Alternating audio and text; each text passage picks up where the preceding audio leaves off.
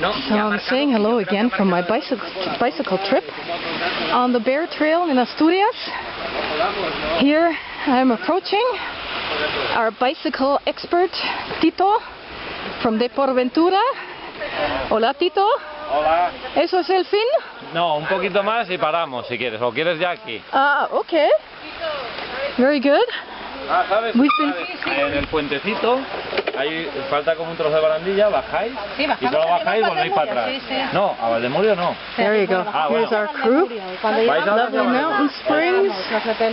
Eso, And we were just talking actually about pilgrimage tourism. Bueno, estamos nosotros allí en la Casa del Cura. You know what?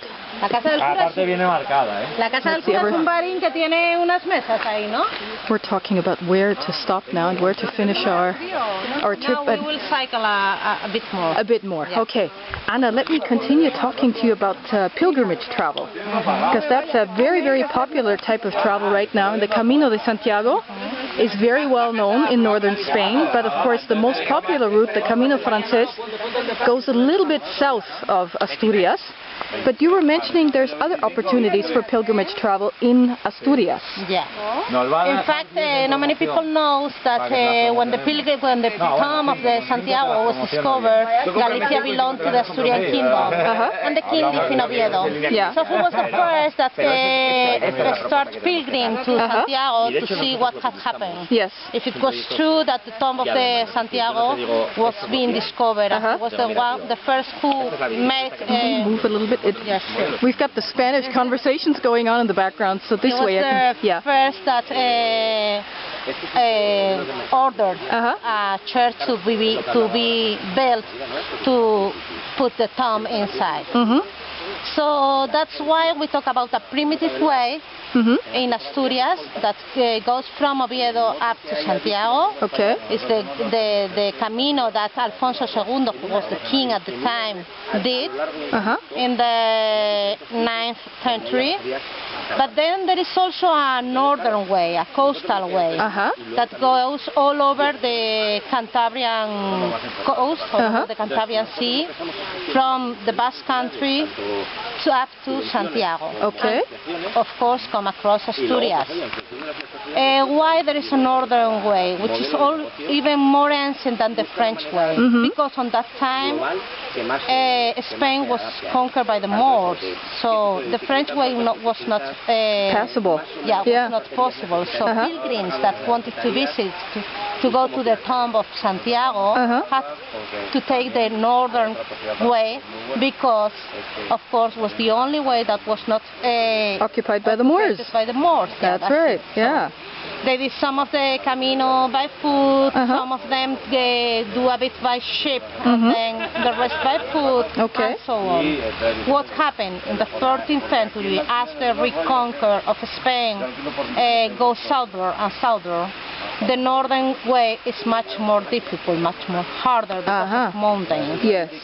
So that's why the French Camino became more popular because it was easier. Okay. And then the Templarios protect that way. So the coastal, the northern way was, it took less importance, and the French way became more popular. Okay. In the last years, we've been trying to recover and let people know that there is another way, and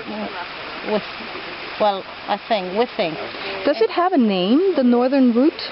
The coastal route or the northern route? Oh, okay. Those are the La Ruta Norte? O Ruta de la Costa, Camino del Norte. Camino del Norte. O Camino de la Costa. Camino de la Costa. Yes. Very good, because I personally know quite a few people that are interested in the Camino Santiago or have done it. So they will be very interested in this information that they have a completely different route that they can take. Of course, there are many people who does the Camino for the first time. They took the French way. Yes. And then they repeat the experience. They want to do it again, but they don't want to do the same Camino, the same route. So that's right. So they try new routes. Also particularly in French, I think, where the Camino is very popular. There are lots of people who are already retired that do the French way on the way to Santiago, and then they come back on the northern way. And you were saying that there's a good infrastructure for the pilgrims. Yeah. Every 25 to 30 kilometers there are pilgrims hostels, which are free. Oh, yeah. You don't have to pay to sit there. Wow. You need to have a card. The official card, yeah. Official card that says you are a pilgrim. Exactly. Where do you get that? Where do you get that card? In many places. Oh, yeah? Usually in the hostels they have it. Oh, yeah? We in the tourist office, we also give it. Oh, wow. Yeah. Okay. Because the first place you go, where you start the Camino, you look for it. Now, are there groups, for example, in Asturias that are organized where people can go with a group instead of going by themselves?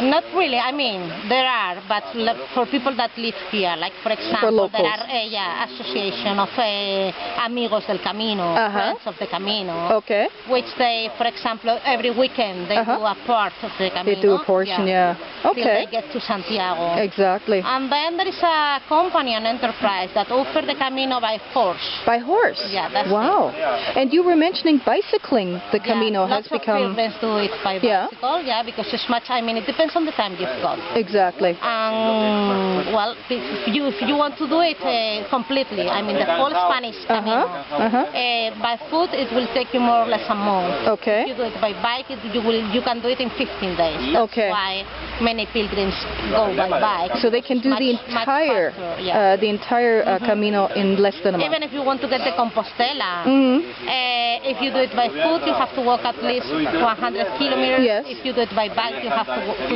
cycle at least 200 kilometers. I see. Okay, very interesting. Well, thanks so much for telling me about the pilgrimage travel opportunities in Asturias.